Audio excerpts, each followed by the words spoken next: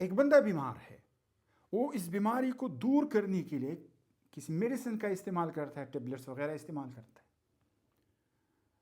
تو وہ شرک نہیں کرتا. لیکن اگر اس بیماری کو دور کرنے کے لیے وہ تعویذ استعمال کرتا ہے تو وہ شرک کرتا ہے. کیوں؟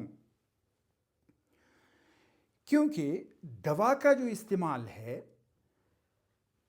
یہ طبعی اور فزیکل اسباب ہے، اس کے پیچھے کوئی عقیدہ نہیں ہے، اس کے پیچھے نہ توکل ہے نہ کچھ اور ہے. لیکن جو تعویذ ہے یہ عقیدے کی بنیاد پر ہے، اس کے پیچھے ایک عقیدہ ہے.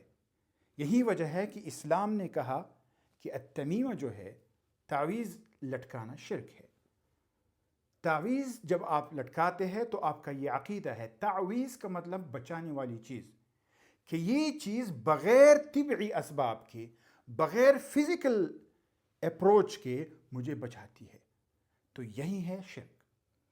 یہ کہنا کہ یہ فزیکل انسٹرومنٹس ہے، فزیکل اسباب ہے، فزیکل اپروچ ہے، یہ دین نہیں ہے، نہ اس میں کوئی شرک ہوتا ہے. بغیر فزیکل اپروچ کے کسی چیز پر یقین کر کے استعمال کرنا، اس کو توکل کہتے ہیں. اور توکل عبادت کا ایک جز ہے 7 اجزاء میں سے. 7 اجزاء میں سے ایک جز التوکل ہے. رب العالمین نے فرمایا وَعَلَى اللَّهِ فَلْيَتَوَكَّلُوا. اس کا مطلب یہ ہے توکل صرف اللہ پر کرنی چاہیے. اور توکل کسی اور چیز پر کرنا، یقین کسی اور چیز پر کرنا بغیر فزیکل اپروچ کے، یہ شرک ہے.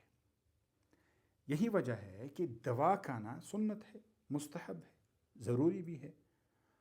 اور تعویذ اویزان کرنا شرک ہے. بارک اللہ فیکم.